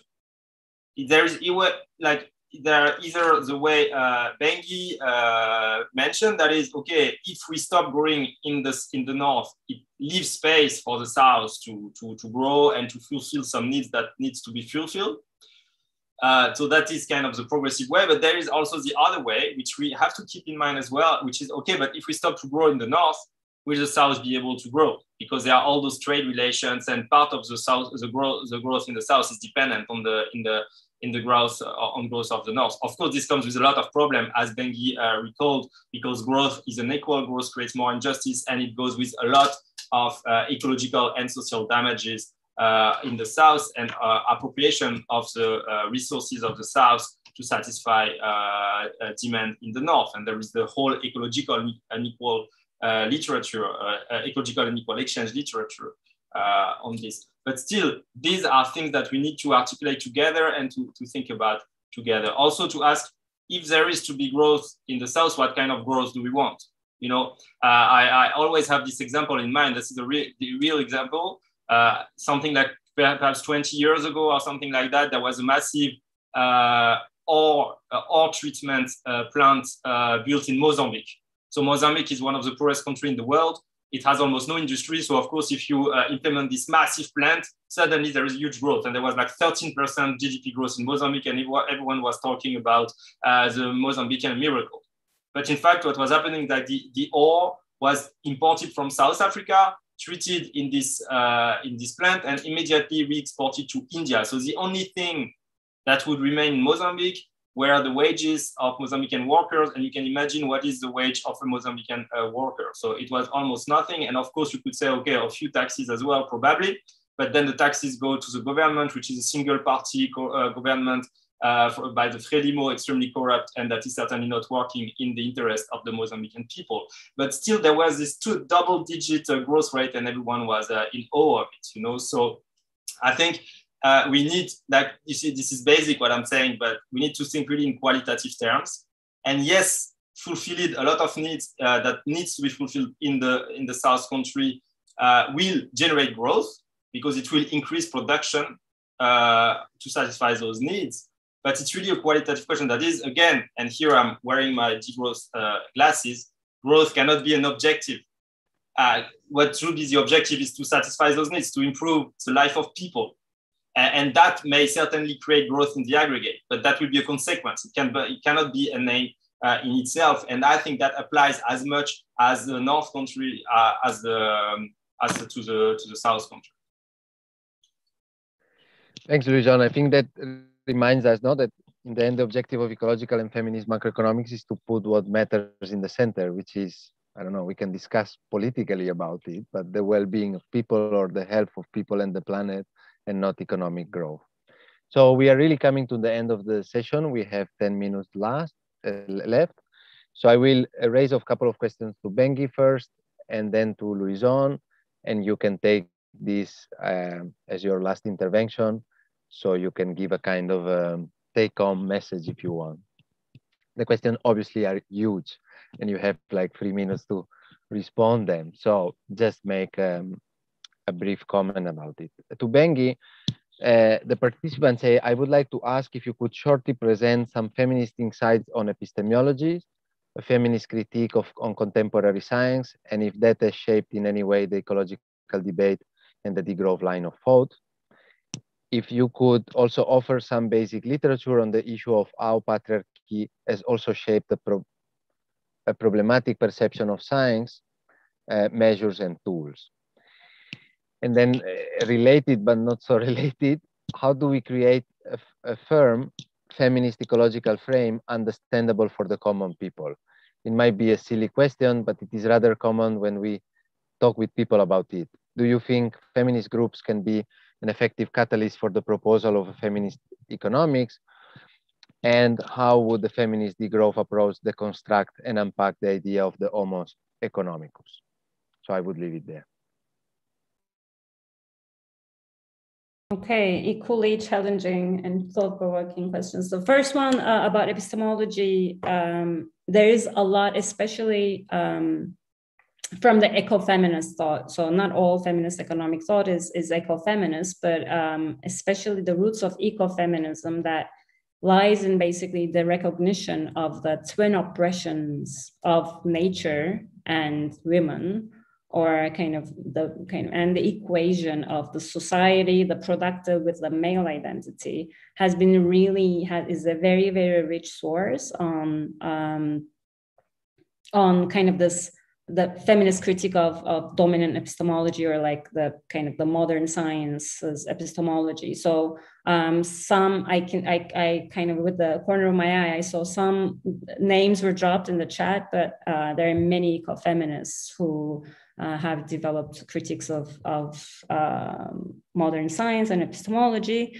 But I mean, on top of that, and kind of connecting to the kind of feminist economics frame for common people, I would like to also point out some of the feminist movements, especially from the global South. And I kind of notwithstanding how problematic the notion of global South is, kind of from our previous discussion, but Latin American feminism, decolonial Latin American feminism, for instance, or if you are familiar with the Kurdish women's movements, kind of notion of genealogy, for instance. So it's not only kind of ecofeminist thinkers, but also many kind of decolonial feminisms have been on the ground, kind of creating this knowledge about on the kind of critique of modern science, colonialism, modern economy, capitalism, and patriarchy in a kind of very intertwined manner.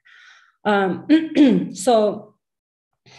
kind of what how to kind of frame a feminist economics perspective, or a feminist degrowth perspective for the common people, I think it should start again with like knowledge that exists on the ground. I think we shouldn't be assuming that there isn't already, these are not already things that people do not know, but it might be a matter of how you articulate it and how you frame it. As the question also said, it might be a matter of language. But I think, for instance, and this is something that I've been fighting on with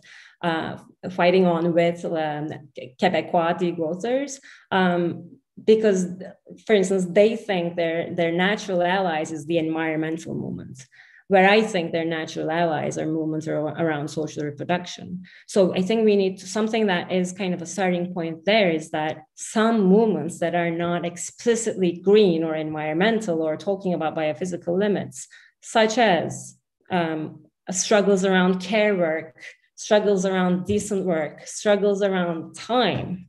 So kind of the dock workers union in Montreal went on strike because they wanted more free time, for instance. So on the look of it, this is not a green demand, but that is so I'm kind of just to kind of wrap it up. These movements around justice, around that are not necessarily kind of green, can also be actually environmental. And this is kind of the take-home lesson that Joan Martinez-Arrier's kind of seminal book, From Environmentalism of the Poor. Some struggles are not environmental in the way that we see them, but they are. So I think that's the starting point to kind of frame a feminist economics, feminist degrowth for common people should start from the struggles of common people. And thirdly, the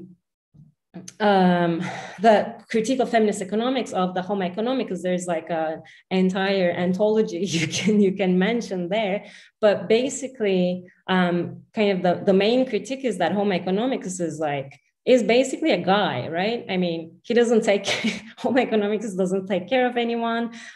We don't know who gave birth to this person, who takes care of this person, who feeds them, when they sleep or if they sleep. So it's kind of this kind, of course, Homo economicus is an abstraction. It doesn't have to kind of coincide with reality, whatever that is, but it's a particular abstraction. So when you were abstracting from we're abstracting to make a representative individual, we chose to abstract from basically the care responsibilities and the social reproductive responsibilities of that person.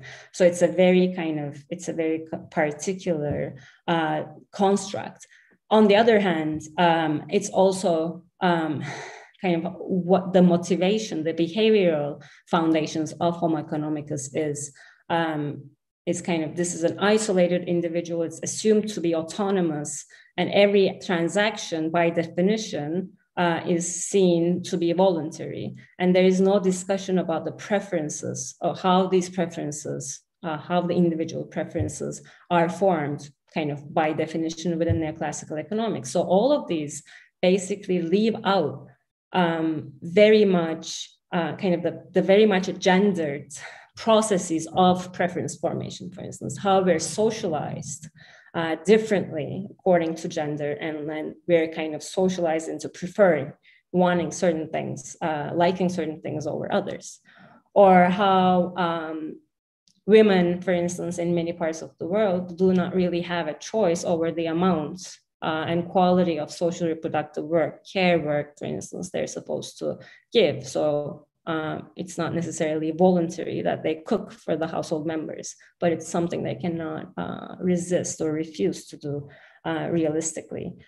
So there's it's a huge kind of area, but some of the kind of main points I can mention just off the top of my head are those. So this is kind of my take-home lesson would be, I think the main one, the kind of the broader question that Federico started the session with about the feminist and ecological economics and the conflicts and disagreements.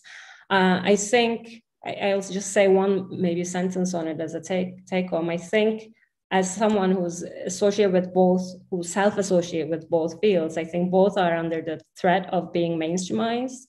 If you just like flip the pages of feminist economics or ecological economics, you'll see what I mean. And what I think we should be moving more forward to is to kind of, rather than seeing kind of social justice issues and environmental issues separately, we should be more talking about how ensuring social justice, including gender justice, would actually imply a different relationship with the environment as well. So I think we should take overcoming of these dichotomies a lot more seriously and bring it to the research itself. And it was a pleasure to be with you. I'm going to shut up. Yeah, fantastic. Thanks a lot, Bengi. So let me shoot on Louison with the last set of major questions.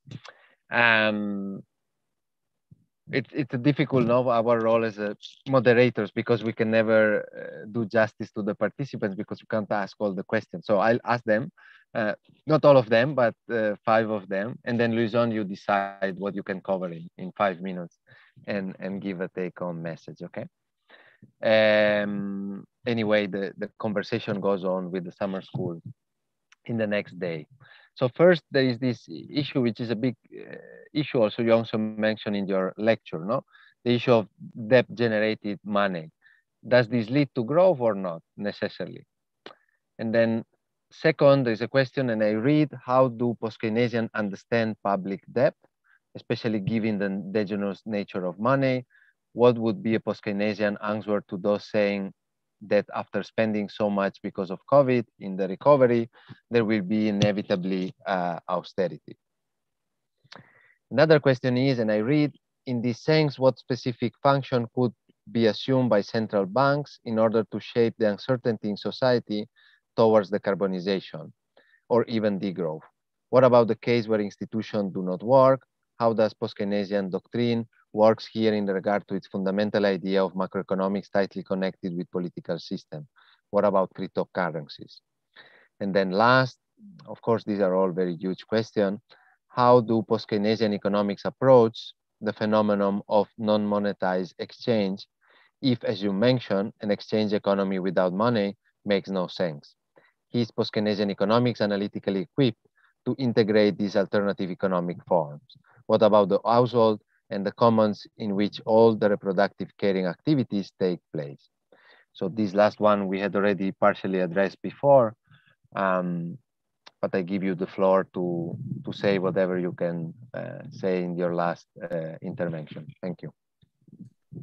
Thanks a lot, Federico, and everyone for your super interesting questions. So just for those of you who may not have time to watch my presentation beforehand, at the end of my presentation, I give a list of references, both general references on post-Keynesian economics and more topic specific. So you might also want to check the small bibliography I have put at the end of my presentation. Just to start, so there is a question on cryptocurrency. I won't deal with it because I don't work on cryptocurrency and I don't know more about it than anyone else. So I could not really say what post-Keynesians say about it. So sorry, but I cannot be really helpful on this. So to take in order, so on the whether money created as debt during interest created growth, I'm sorry, I'm smiling because that's an issue that keeps coming and coming back. And we've been discussing about it since at least 2014, and even dates back from before that. So what needs to be understood is that there is nothing in the way we create money, that is money as debt during interest, that forces the economy to grow. Because the reasoning backing this argument is to say, when we create money as debt during interest, we need to pay back the debt plus the interest. But the problem is that we only create the debt, not the interest. So there is a continuous need for new money creation, and therefore that can only occur if the economy grows. And that seems quite intuitive at first sight, but in fact, it's a confusion between stock and flows. Think about it. So it's always a bit limited to do that, but think about it at the individual level. If you borrow money to buy a house, for instance, you don't need to increase your income continuously to pay back your debt plus the interest. You just need to make sure that you earn enough money so you can pay back the debt with the interest and be able to continue living in the same time, right? You don't need to increase your income. So that's a bit of the same thing at the economy level. The condition, and which is very important, is that there is a sufficient amount of money that is spent back in the economy. So the problem is not money and interest, or the problem is not debt and interest. The problem is accumulation of money, and that's a point I'm really insisting about. So think about a world where money would not be created as debt and without interest. So for instance, money would just be issued by the state and given to us, like to everyone, and we would just spend it, okay? Well, if some of us would hoard money, would accumulate money, that would make the quantity of mean of payment of money in the economy insufficient for everyone else to be able to pay for what they need to pay, right? And when you do not pay for something, you are in debt. So the exact same dynamics could occur in a world where money would not be created as a debt by the state bearing interest in the first place. So I will stop here because I could talk more, but if you guys are interested in this, there is a couple of papers on the issue, on this issue that I recommend at the end of my lecture. And also the Post-Growth Economics Network organized a discussion just on this, and the video is available on YouTube. So if you go on YouTube and you look out for PEN, Post-Growth Economics Network, you will find a video where I discuss the issue with other people, and that will become clear, I think. But that is to public debt, COVID, and austerity. I think that's a very important question because indeed we start to hear like, okay, we'll have to go to austerity after public debt and so on. And here, we can reply to this question using two things from post-Keynesian economics. The way that post-Keynesian economics offer a accounting consistent way of thinking about the economy, the stock flow structure, and the insistence on distribution conflict.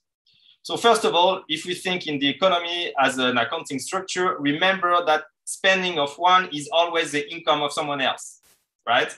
So the money that was spent by states during the COVID has been the income of some other people, which means the money has not disappeared, okay?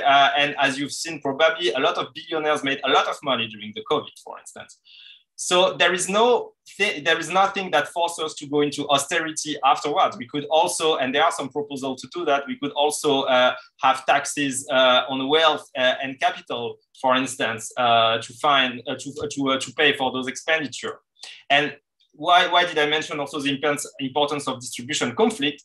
Because then if you choose not to do this, if you choose not to increase tax on wealth and capital, and if you choose instead to go to austerity, you make a distributional choice. You make a political choice which has distribution consequences, and obviously people bearing the cost are not the same people who would have been taxed through tax on capital and wealth. So it's a power struggle. It's a political question. It's not a technical issue, contrary to to how it is presented most of the time. And there is no fatality to go into austerity after the public expenditure for COVID. It's really a matter of political choice.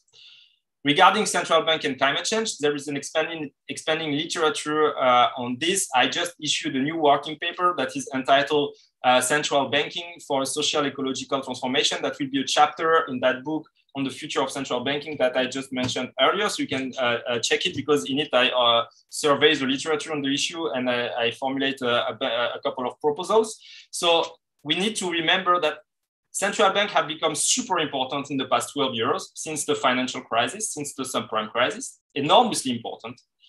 But central bank cannot do everything. Central bank cannot substitute for fiscal policies. They cannot substitute for industrial policies. They cannot substitute for social policy. That does not mean that they should not integrate social and environmental criteria into their policies. I think they should, because the action of central banks are never socially and environmentally neutral. Remember, I said there is no such thing as a natural interest rate. So of course there are gender consequences, racial consequences, ecological consequences to what central banks do. And for instance, we know today, there are some studies on this, that quantitative easing policies have been improving the financing conditions of carbon intensive activities. So people who say central banks should not deal with climate issues, you can reply to them, well, they do. In fact, they do. They do, because by their mere monetary policy, they favor the financing condition of environmentally destructive activities. So it's not so much about making central bank ecological. It's more to rebalance between what is not ecological and what could be more ecological in central bank actions. Of course, this raises a number of other questions in terms of central bank democratic legitimacy and so on. I will not tackle them here, but again, I refer you to this new working paper I have, where I discuss it, and there are some references that you can use in the BPO to go further. And then finally, on institution and post-Keynesian economics, I think that's a very key question. Thank you very much for asking this, because post-Keynesian people, they have a faith in the state. They think that the state can regulate capitalism, and this is where I would also be more regulation theory and Marxist than post-Keynesian. I think that's a naive stance. Of course, the state can regulate capitalism, but the state in itself is a capitalist agent. And this is a huge limit to the action of the state in a capitalist society, right? So here, to answer this question, what does happen when institutions become unstable and unable to normalize the conflict of our societies? Well, we need to look at Marxist economics or regulation theory that specifically analyze this. And they understand crisis in terms of the collapse of existing socio-economic or political compromises that have been embodied into existing institutions and that have been stabilizing more or less societies until now. And those crises will eventually perhaps result in the emergence of new institutions that will embody new institutional political compromises. And look what happened with environmental struggles right now. There is a lot of contestation of existing institutions because they are unable to solve the ecological crisis and to normalize conflict around this ecological crisis. And therefore, people are pushing for new institutions and so on. So look at the literature on regulation theory, Marxist economics, it has a lot to say on this kind of thing. And I've been 10 minutes rather than 5, so I will stop here. That was really brilliant for both of you. So we are super thankful. I'm sorry to the participant, we are slightly late, but I think it was worth addressing this last set of questions.